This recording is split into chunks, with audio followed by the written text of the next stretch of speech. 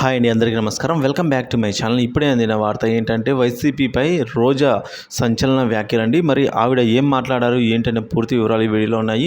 Video ఎక్కడే కానీ skip చేయకుండా ఎండ్ వరకు చూడడం ద్వారా ఇన్ఫర్మేషన్ పూర్తిగా అర్థమవుతుంది. దయచేసి వీడియోని అయితే చివరి దాకా చూడడానికి ప్రయత్నం చేయండి. అలాగే వీడియో నచ్చినట్లయితే ఒక లైక్ చేయండి. సో ఆలస్యం చేయకుండా వివరాల్లోకి అయితే వెళ్ళిపోదాం. సో ఏపీలో ఎన్డీఏ కూటమిదే అధికారం అని చెప్పేసి మెజారిటీ సర్వే పోల్స్ ఏవైతే ఉన్నాయో మనకు విడుదల చేయడం జరిగిందండి. సో ఈ విధంగా అయితే సర్వే పోల్స్ చెప్తున్నాయి. అయితే ఈ నేపథ్యంలోనే వైసీపీ నేతలు కూడా మేకపోతు గాంభీర్యం ప్రదర్శిస్తున్నారని చెప్తున్నారండి. సో తామే గెలవబోతున్నామనే దానిపైన.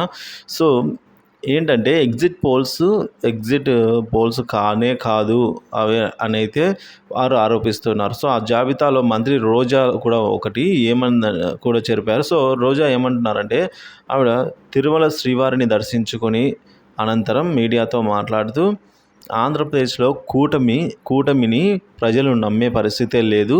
సో వైసీపీనే అనేది మంత్రి రోజా వివరించారండి. సో జనం మరోసారి వైసీపీకి పట్టం కడతారని కూడా ఆవిడ విశ్వాసం వ్యక్తం చేశారు. విజయంపై కొందరు నాటకాలు ఆడుతున్నారని తీవ్ర స్థాయిలో విమర్శలు గుప్పించారు. వ్యవస్థలనే మేనేజ్ చేసి ఎగ్జిట్ పోల్స్ ఫలితాలను ఈ విధంగా రాబట్టగలిగారని ఆరోపించారు. అరచేతితో సూర్యుని అడ్డుపెట్టినట్లు సో ఎలా ఆపలేమో అదేవిధంగా వైసీపీ గెలుపును కూడా మనం ఆపలేము అని చెప్పి రోజా స్పష్టం చేశారు.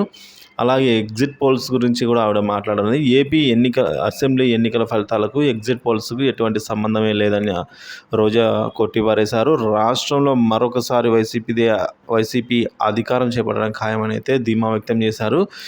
జగనే ముఖ్యమంత్రిగా ప్రమాణ స్వీకారం చేస్తారని రెండవసారి కూడా ఆవిడ ఖరాఖండిగా చెప్పారు. మంత్రి రోజాతో పాటుగా మాజీ మంత్రులు తదితరులు అయితే శ్రీవారిని దర్శించుకున్నారు. సో ఈ విధంగా అయితే మంత్రి రోజా గారు కూడా ఈ విధంగా ఎగ్జిట్ పోల్స్ గురించి చెప్పుకొచ్చారు.